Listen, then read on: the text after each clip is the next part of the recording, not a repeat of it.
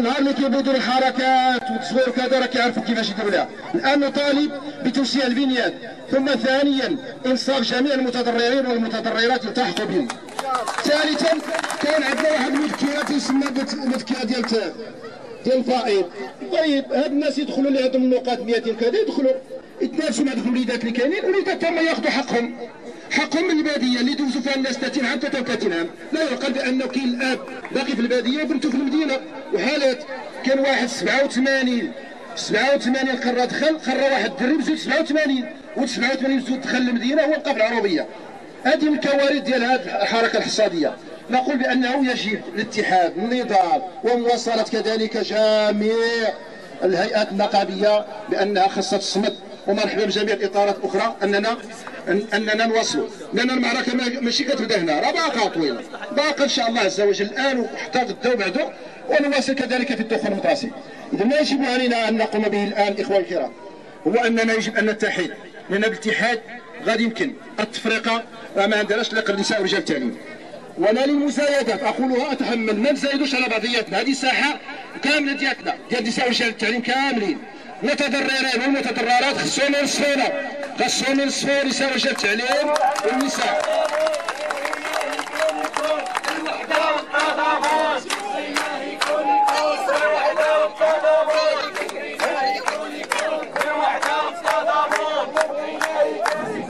وكنعاود نأكد اخوان واخوات، راه المعركه معركه قانونيه واداريه. المعركه الاداريه راه معروفه وهو التهم، الحمد لله راه وجهتوها، اللي ما فالوش يوجه طعن اداري.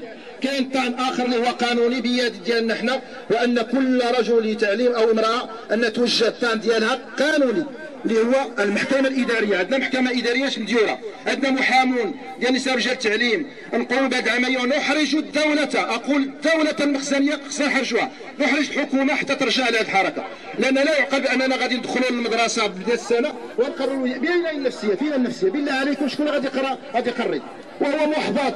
قتلوا لي وليداتو، كاين اللي المراه والراجل في العروبيه وليداتو في المدينه، كيفاش بغا يقروا للاسف الشديد. وتحيه نضاليه للشغيله التعليميه. الان كاخبار شبيه هذه الوقفه اللي كاينه اليوم، غدا غادا تكون وقفه ديال الاطارات، كل الاطارات النقابيه اليوم الغد في العاصمه ديال الجهه مراكش.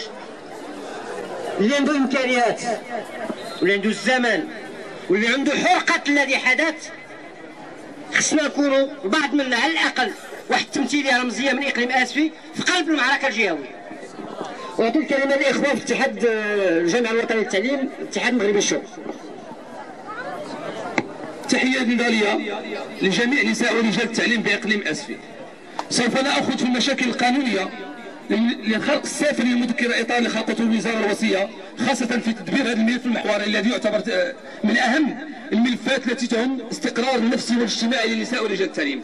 إذا الخلق راه واضح منذ الوهلة الأولى، حيث تم تنقيل بين المديريات ولم تشمل المذكرة الإطار والالتحاق. وعند الالتحاق بالمديريات كان السيد الوزير صرح بصريح العبارة بأن كله غيدور في برنامج واحد وفق حركة واحدة وفق مبدأ استحقاق وتكافؤ الفرص، وهذا الشيء اللي دخلنا عليه في الأخير. وجميع المركزيات النقابية وبدون استثناء استنكرت الأمر وانسحبت من اللقاء الأخير لأنها لم تشارك أقولها وأكررها، لم تشارك في هذه الحركة المسألة.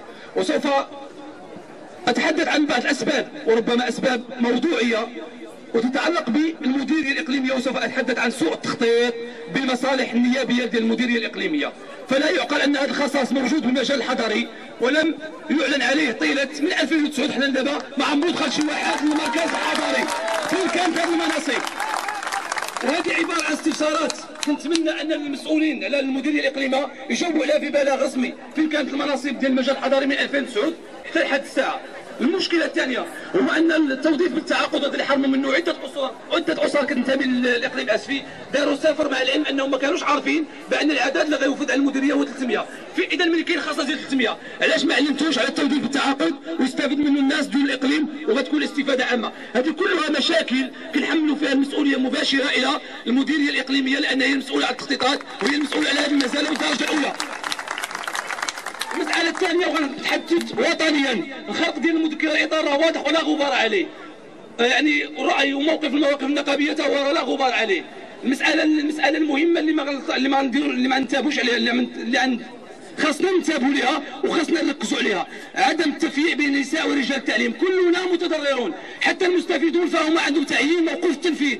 غدا ولا بعد غدا غيطبقوا المذكره المتعلقه بتدوير الفائض، وغيمشي تعيين اجل مصلحه في ظل الادوار المهوله اللي عطات المديريات الاقليميه عندهم هذه الصلاحيات. يعني ماشي واحد شي توهم ويفرق لنا هذه المعركه النضاليه ديالنا.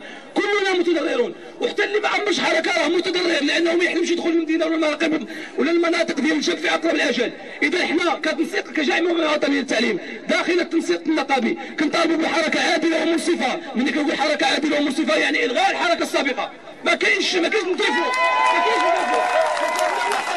والغاء الحركه السابقه، والغاء الحركه السابقه والاعتماد بالمذكره الاطار، لان قصيتيني وطنيا وقصيتيني جهويا وتخلي لي ما تبقى محليا. هذه مساله يجب توحيد الصفوف، يجب هذه الصفوف للوقوف بهذه المساله. وتحيه نضاليه لعموم نساء ورجال التعليم. حصاد يا وزير، حصاد يا وزير، حصاد يا وزير. للاسف البعض يعتبر بسط لوري الشارع ان الفندية ان سفر وسط قادما قبل النظر. هذا خطا كبير. الان في زمن التراجعات. المكتسبات اللي حقوا رجال التعليم عبر سنوات واللي ادى الثمن ديالها مناضلون بالسجن وبالتعذيب عندها في سنوات جبر الرصاص. الان يتم التراجع على هذه المكتسبات، وبالتالي كيعتقد بانه في ملعب من هذا الحرب الشرسه اللي كتعلن على نساء رجال التعليم فهو واهم وغلط. وبالتالي فنتمنى على الجميع يتعبأ، حتى اللي كيطلعوا الدراج الجميع يتعبأ. او ثاني خطوات هو اليوم غاد كاين وقفه امام الاكاديميه كما قال الاخ ادريس، ولكن كاين برنامج مسطر ممكن الوصول حتى الاعتصام مسيرات، وبالتالي خصنا نبقاو يد واحده.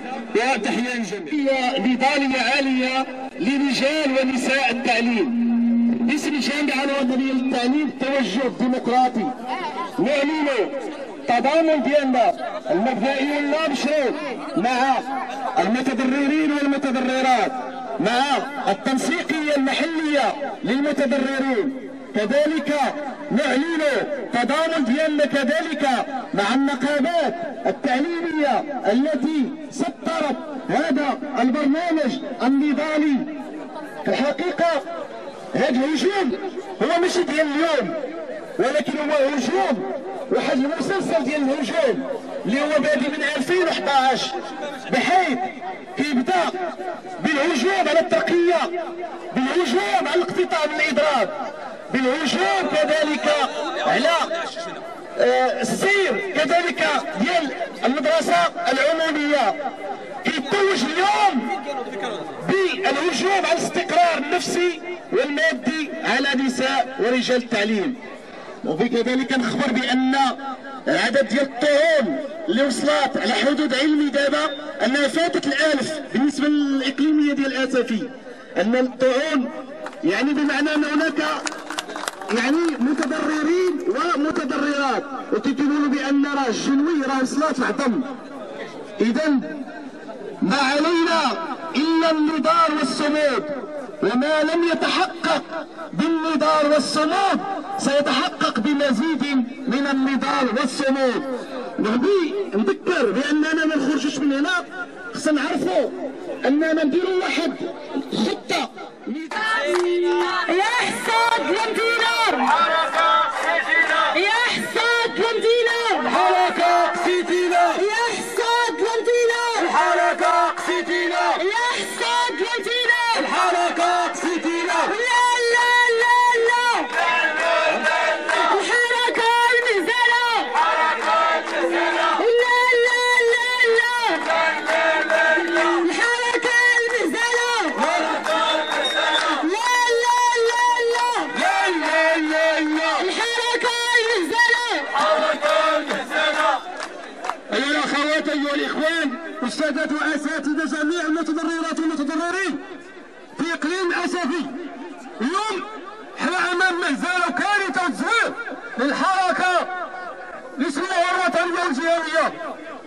حنا الان امام غريب من العار وان الوزاره والحكومه والوزاره الوصيه كتقول الان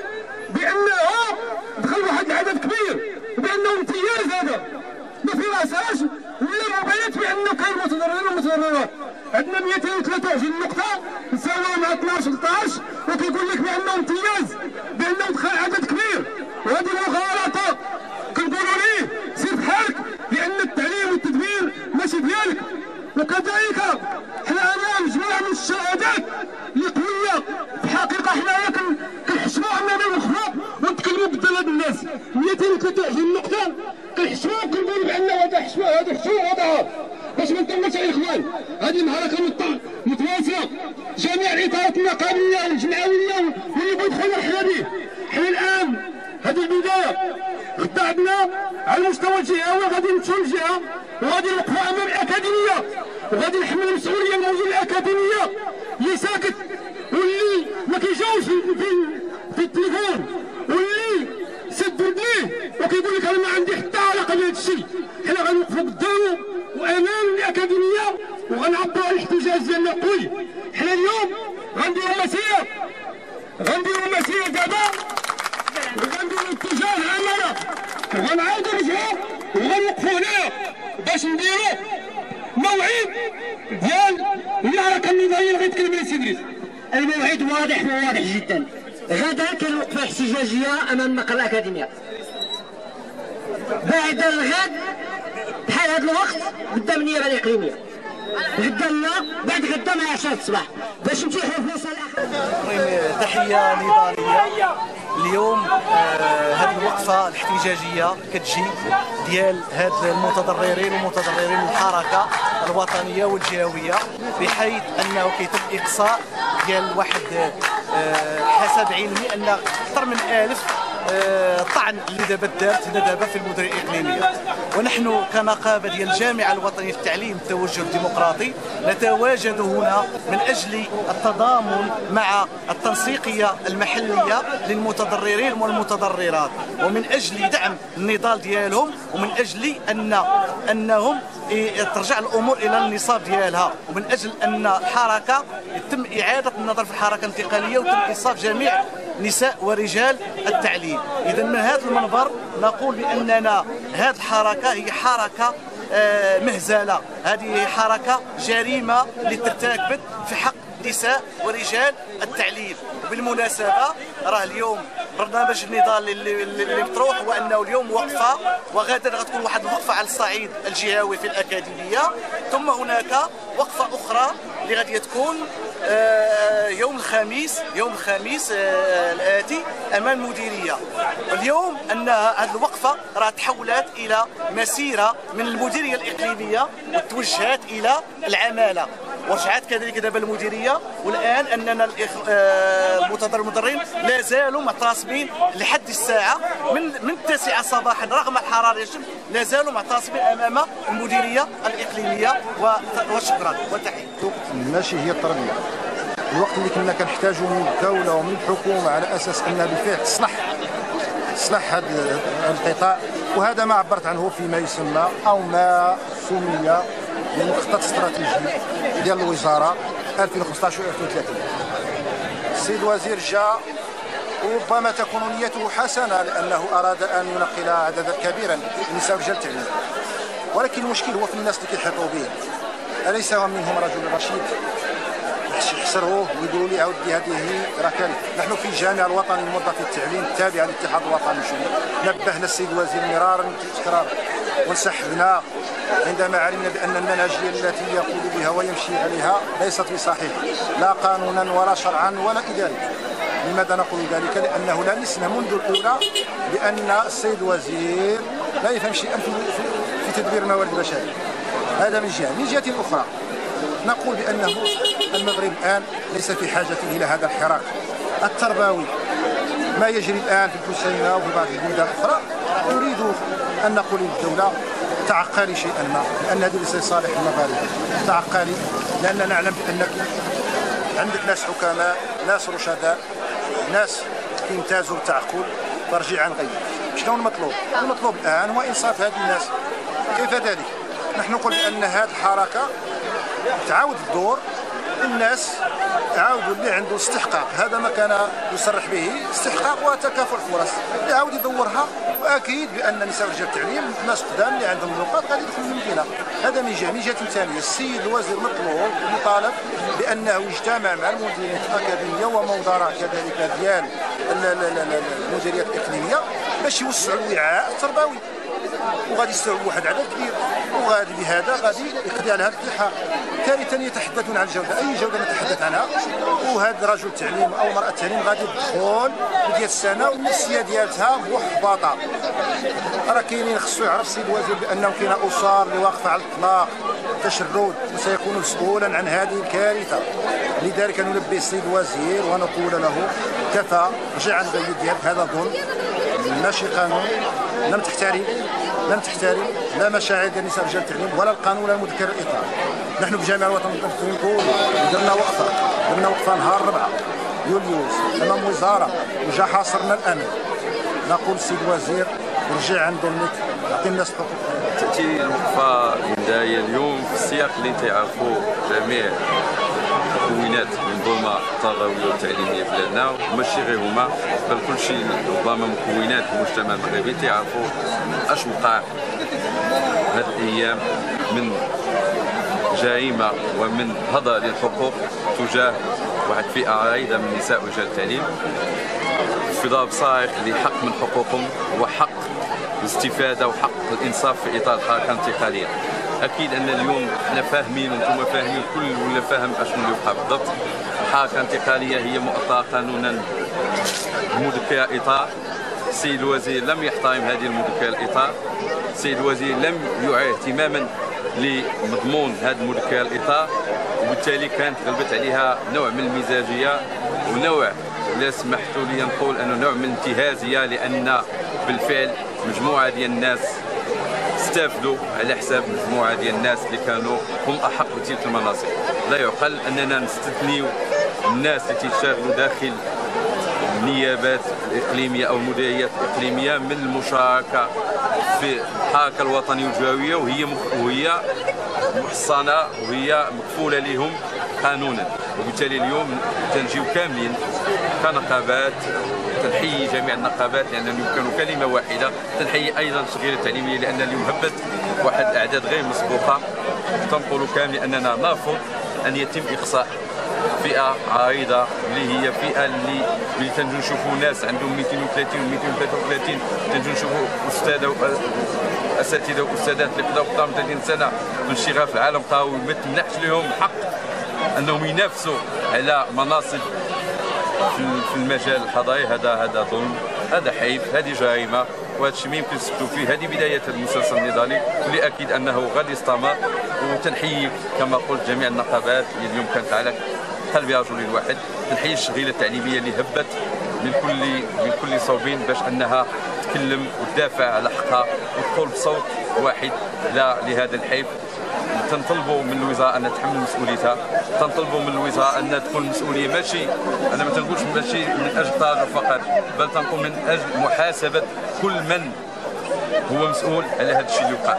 لابد ان نربطوا المسؤوليه بمحاسبه، وما نربطوهاش غير بالنسبه للاستاذ، نربطوها بالنسبه لهاد المسؤولين اللي اليوم تيدبوا من خلال مكاتبهم المكيفه وما تعرفوش معاناه حقيقيه ديال كل اطار ديال قرار خداوه بشكل مزاجي وبشكل ربما بعيد كل البعد عن القانون، ونحن في دولة.